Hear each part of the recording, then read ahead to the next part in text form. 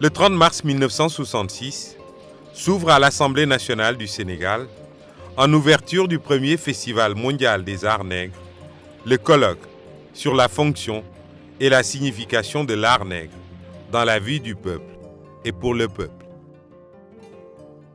Cette rencontre, présidée par Senghor, regroupe des intellectuels noirs venus du monde entier pour célébrer l'affirmation de la culture noire.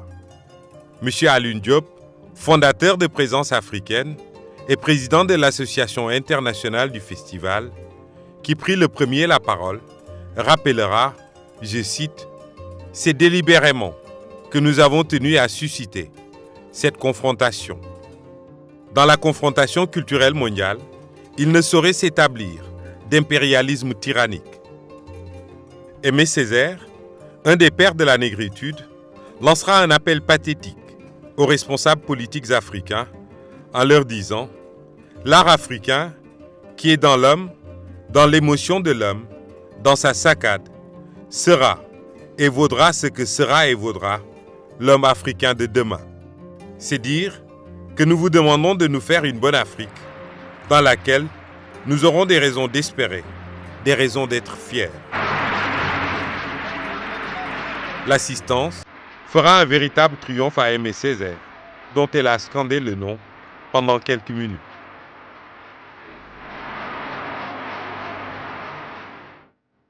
Trois groupes de travail seront mis en place pour plancher sur les différents thèmes retenus par le colloque. En fin de journée, les participants au colloque se retrouvent dans le hall de l'Assemblée pour l'inauguration d'une grande exposition de livres.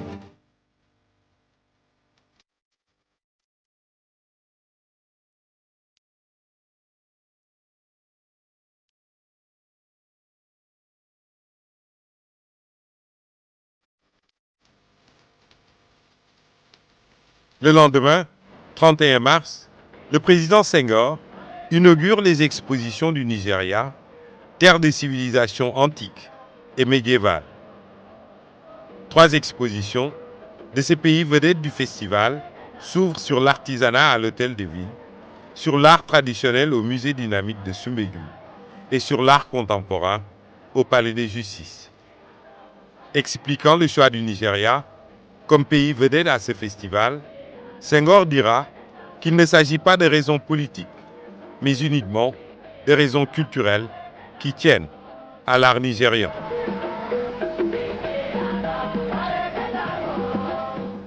De toutes les sculptures africaines connues, auxquelles il est possible à coup sûr d'attribuer plus de 100 ans d'âge, les 9/10 proviennent probablement du Nigeria. C'est l'art nigérian qui nous offre l'histoire et partant l'évolution la plus longue parce qu'elle couvre 2500 ans. L'art nigérian est en fait un microcosme de l'art africain.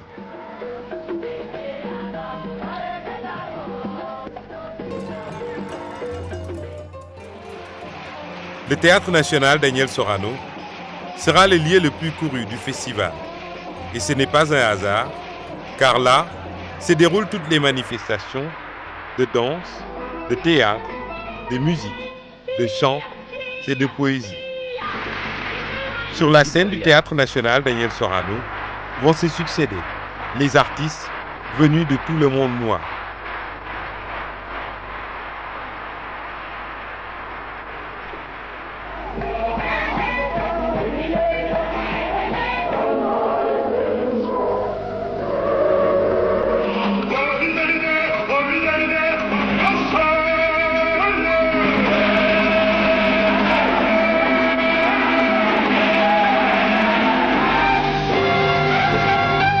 Duke Ellington, grand nom du jazz américain, gratifiera le public du festival de 2 concerts, à Sorano et au Stade de l'Amitié, devenu plus tard Stade Demba Diop.